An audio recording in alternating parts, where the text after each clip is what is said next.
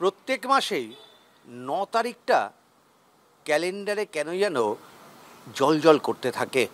কারণ আজ থেকে প্রায় ১ বছর আগে ৯ই আগস্ট চলে গেছিল সেই চিকিৎসক ছাত্রীটি। ১ বছর হতে চলল, কিন্তু এখনো পর্যন্ত তারা মনে করেন, তাদের পরিবার মনে করেন তারা কোনো বিচার পাননি। আরেকটা ৯ তারিখ আসতে চলল, পরপর ৯ তারিখ আসতেই থাকে। কিন্তু আমরা যে সেই ৯ই আগস্ট যেখানে ছিলাম আজকেও ঠিক সেখানেই আছি। সেই এক সিভিক ভলেন্টিয়ার, সেও ওই ৯ তারিখ রাতেই ধরা পড়ে গেছিল। তারপরে আর কোনো কেসের যে ইমপ্রুভ সেটা দেখতে পাইনি। অনেকেই বলছে আমরা বিচার পেয়েছি, আমি মনে করি আদৌ তদন্তই শুরু হয়নি। কারণ আমার মেয়েটা যেখানে মারা গেছিল, যেখানে তাকে খুন করা হয়েছিল, সে তো ইচ্ছাকৃত মারা যায়নি বা তার কোনো দুর্ঘটনাও ঘটেনি। তাকে খুন করা হয়েছে, ধর্ষণ করা হয়েছে তার কাজের জায়গায়। সেইটা একটা সুরক্ষিত জায়গা, সেখানে ভেতরের লোক জড়িত না থাকলে বাইরের কেউ এসে এই কাজ করেনি, তাই ভিতরে কোনো তদন্তই এখনো হয়নি। এর মধ্যে আপনি দেখেছেন যে কসবার আরেকটা ঘটনা ঘটে গেছে। আপনার মেয়ে যেমন চিকিৎসক ছিলেন, ঠিক কসবায় যে মেয়েটার সঙ্গে এই ঘটনাটা ঘটেছে সে হচ্ছে আইনজীবী। এটা দেখা যাচ্ছে প্রত্যেকটা কলেজে এই যে নগ্ন চেহারাটা যেমন ৯ই আগস্ট ফুটে উঠেছিল, এটাও আরেকটা সেই কলেজ প্রতিষ্ঠানের নগ্ন চেহারাটা ফুটে উঠেছে। এই যে মনোজিৎ বলুন, এই যে সন্দীপ ঘোষ বলুন, এরা একদিনে মনোজিৎ হয়ে যায় না, একদিনে সন্দীপ ঘোষ হয়ে যায় না। এদের রাজনীতির প্রচ্ছন্ন হাত এদের মাথায় থাকে, তাই এরা বেপরোয়া, এরা কোনো দুর্নীতি করতে এরা ভয় পায় না, তাই এরা কলেজে কলেজে দাপিয়ে বেড়ায়। এটা আমরা এখন ভালোভাবেই দেখছি। প্রত্যেকটা কলেজে খুঁজলে পাবেন এরকম থ্রেড কালচার, আর এই থ্রেড কালচারের দুর্নীতির বলি হয়েছে আমার মেয়ে। মানে কি বলবেন, ওই যে মা, সেও তো একই রকম ঘটনা, মানে আপনার ক্ষেত্রে আপনার মেয়েকে মেরে ফেলে দেওয়া হলো, আর এক্ষেত্রে মেয়েটির। আমার মেয়ের ঘটনার সঙ্গে কারো ঘটনা মিলবে না, এটা ইতিহাসে ঘটেনি। আমার মেয়ে ওখানে অন ডিউটি করছিল, ওখানে 70-80 জন পেশেন্ট তার আন্ডারে ওখানে ভর্তি ছিল, সেখানে তাকে মেরে ফেলা হলো। সে নাকি সারা রাত ঘুমিয়েই ছিল। এটা তো কিছুতেই কেউ মেনে নিতে পারে না যে ঘুমিয়ে থাকলে তাহলে সে ডিউটিতে কেন ছিল। কসবাকাণ্ড, মেয়েটিকে বিকেল থেকে আটকিয়ে রাখা হয়েছিল, মেয়েটিকে বেরোতে দেওয়া হয়নি, জোর করে তার উপর দুর্নীতি করা হয়েছে। আর আমার মেয়েটাকে আটকিয়ে রাখতে হয়নি, তার ডিউটিরত অবস্থায় তাকে খুন করা হয়েছে। দুটো ঘটনা কিছুতেই এক না, এটা দুরকম ঘটনা। কিন্তু কোথাও গিয়ে এক জায়গায় মিলে গেছে থ্রেড কালচারের জায়গাটা, যে কলেজে কলেজে যে থ্রেড কালচার চলছে তার কোথাও কোথাও বলি হচ্ছে। কলেজে কলেজে না, তামান্না যে মারা গেছে সে বাড়িতেই মারা গেছে, সেটাও একটা থ্রেড কালচারই বলবো। যে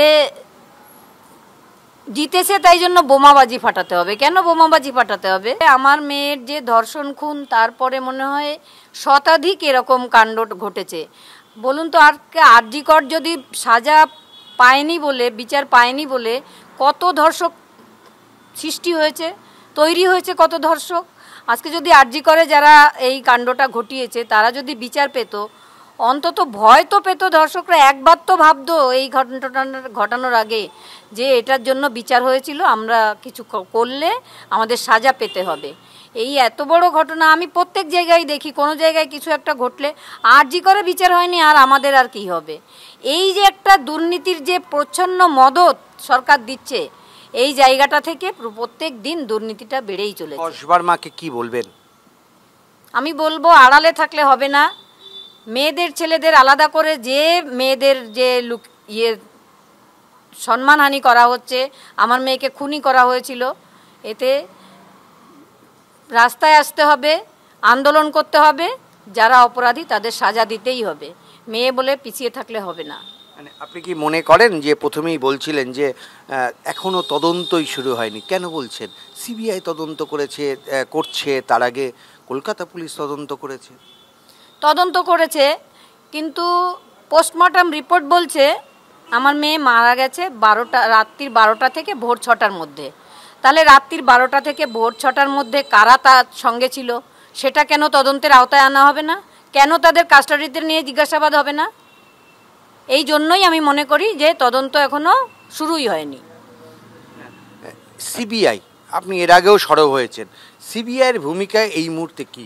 সিবিআইয়ের ভূমিকা নক্কারজনক বললেও ভুল হয়। সিবিআইয়ের ভূমিকা খুবই খারাপ। গতকাল বিশ্বজিৎ সরকারের যে ভাইয়ের যে এগেনস্টে চার্জশিট দিয়েছে, সেই চার্জশিটে দেখবেন বড় বড় নাম দিয়েছে, কিন্তু তাদের কোনো হেফাজতে নিয়ে বা চার্জশিট দিলে যে সেই সমস্ত কিছু করে, বেকার একটা চার্জশিট দিয়ে সিবিআই দাঁড়ানোর চেষ্টা। আমরা সিবিআইয়ের কাছে বিচার চেয়েছিলাম, সিবিআই সঞ্জয়কে কনভিক্ট করে দিয়েছে এবং গর্বের সঙ্গে সিবিআই আমাদের সঙ্গে কথাবার্তা বলে, যখন বলে গর্বের সঙ্গেই বলে আমরা একজনকে কনভিক্ট করে দিয়েছি, আপনারা বিচার চেয়েছিলেন, বিচার করে দিয়ে দিয়েছি।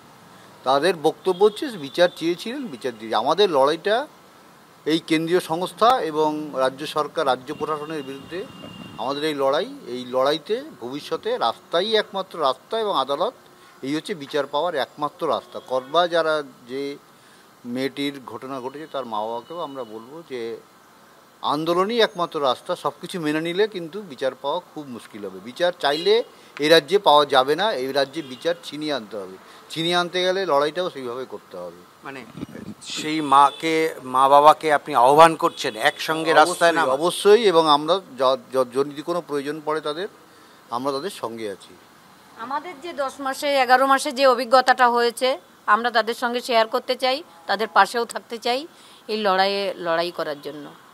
সিবিআই সব জানে, কোনো একটা অজ্ঞাত কারণে কিছুই সামনে আনছে না।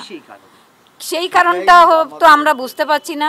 সিবিআই ভারতের প্রিমিয়ার গোয়েন্দা সংস্থা। আমরা যে কথাটা বলি সঙ্গে সঙ্গে সে কথাটাকে এড়িয়ে দেয়, মানে মুছে দেয়। তার মানে কি, তারা সবই জানে, আমরাই কিছু জানি না, এটাই একটা পরিস্থিতি। স্বরাষ্ট্রমন্ত্রীকে প্রধানমন্ত্রীকে চিঠি পাঠিয়েছিলেন, স্বরাষ্ট্র মন্ত্রকের নাম্বার দিয়েছিল, এখনো কি কোনো আলোচনা হয়েছে? না, কোনো কথা হয়নি এখনো।